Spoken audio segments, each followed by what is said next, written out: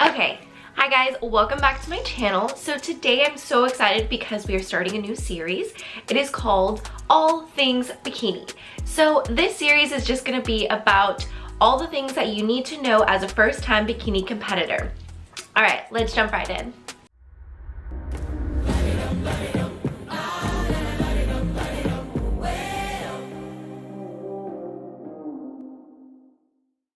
Okay, so this video specifically is going to be on 10 things that will help you succeed during your prep. So number one is going to be a waist trainer.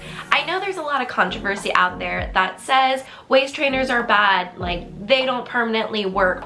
Okay, let's pause for a second because let's think of bodybuilding as a whole.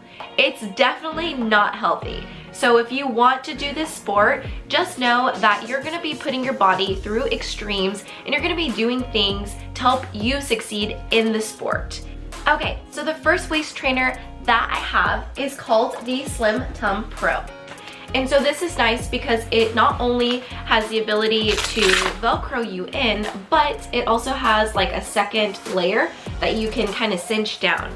So when you get really, really small, closer to show, it is easy for you to kind of adjust it as needed, opposed to like clipping yourself in on the other waist trainer that I have. So this is really nice. It's a lot more sturdy and heavy duty. It is a little bit pricier because of that. But this, I believe, is $100. This is nice when you're just kind of lounging around the house, doing some housework, watching Netflix, watching YouTube videos, stuff like that. I don't really recommend it for cardio or working out in just because it is a little stiff and it could be uncomfortable. So the second one that I am recommending is called Squeeze Me Skinny. It is just the regular waist trainer. I have it in black. Unfortunately, it's not with me right now. It's in my car, in my gym bag, because I wear it during cardio. Now, a lot of people wear waist trainers, that one specifically, during their workouts. However, I just feel uncomfortable, so I choose not to do that. I just wear it during my cardio. I am going to be doing another video specifically on waist trainers, which ones are the best, how to put them on, all the extra accessories you need to help you be successful in getting a tiny waist. So stay tuned for that video. It's going to be coming up in this series as well. Okay, so number two is vacuums. So this is like the most underrated exercise ever. And I honestly didn't really know about vacuums until my coach sent me a video and she assigned it to me. So vacuums work the transverse abdominal muscles. So it's the deep, deep muscles, and it helps with core control.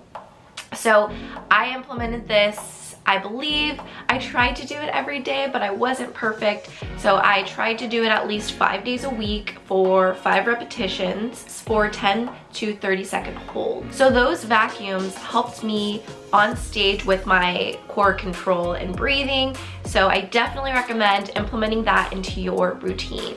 Okay, number three is get a coach. This is so simple, and to some of you, it's like, duh, like if you're gonna compete in any, sort of show or just have, be an athlete or do any sort of sport, they typically have coaches and trainers and teams around them to help them be successful. So why wouldn't we in this industry, right? So get a coach. There's a lot of fitness individuals out there who are very knowledgeable on nutrition, training, all the things. However, it's a lot different, and this is a very specific sport. So get someone who's well-versed in the industry, knows their shit, not only just training and nutrition, but posing and the right shows to attend. There's so much that goes into it: hair, makeup, shoes, jewelry, all the things. So make sure that you have someone who can really guide you to help you become successful.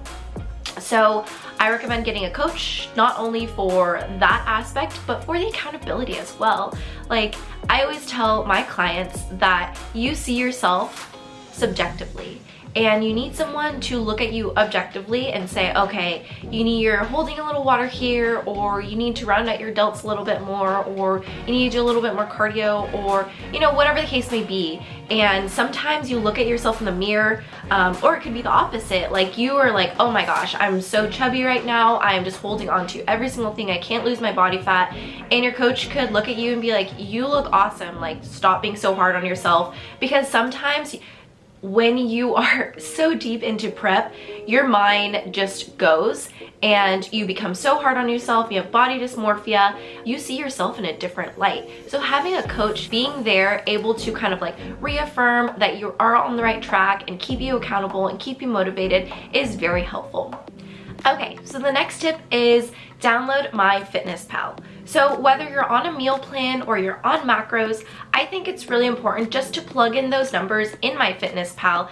I'm the type of person that likes to look at my macros and likes to look at my deficits of my activity-ish. I know we're not perfect with our smartwatches and everything and our food that we're consuming. However, it gives you that kind of like range and that ballpark to make sure that you are on track and you're not overeating or over-exercising.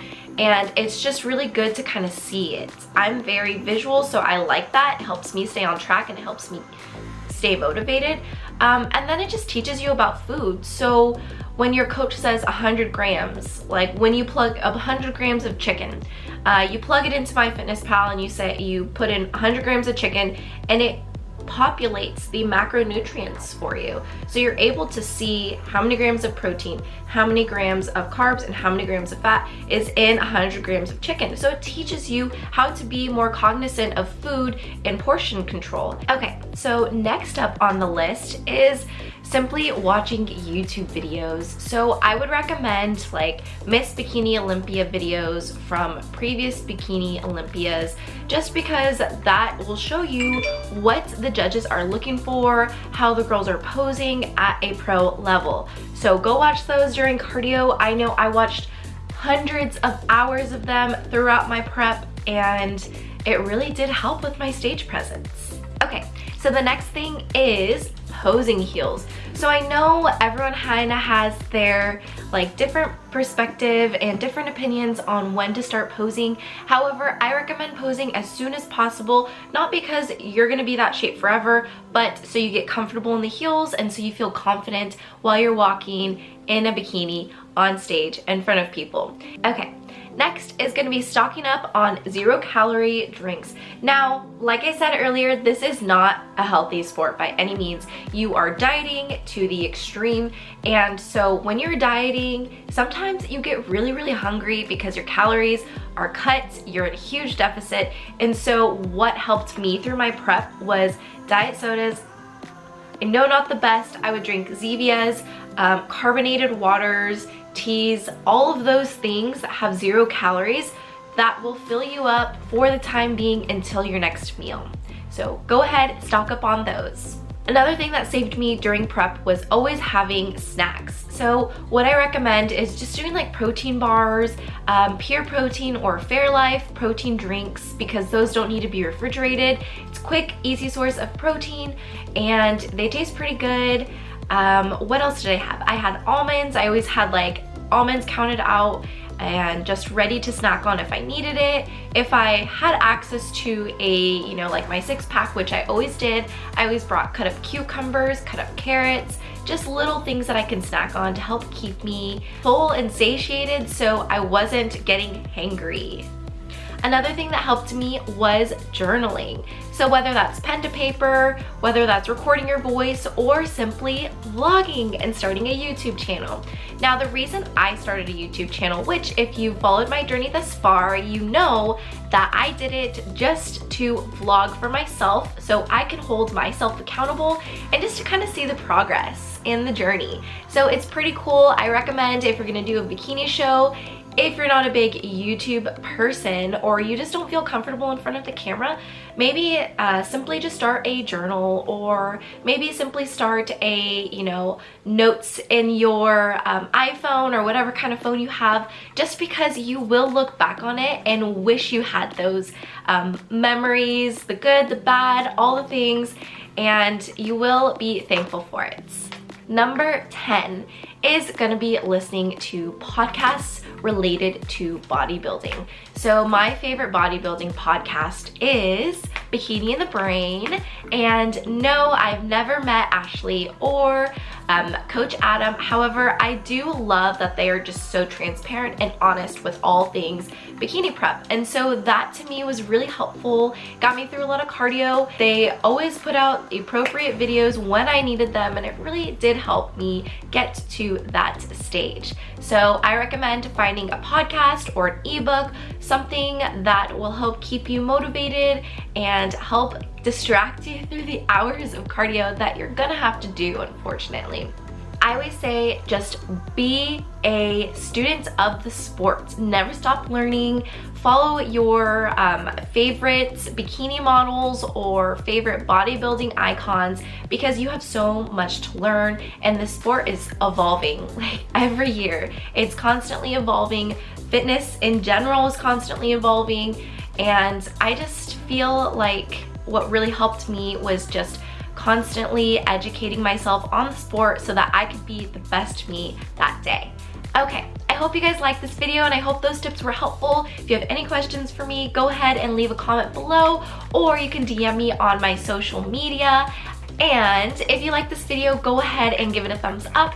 As always, if you like following my journey and you want to see more videos like this, go ahead and hit the subscribe. Really appreciate all your guys' support. Hopefully that was helpful for you, and I will see you guys in the next video. Bye.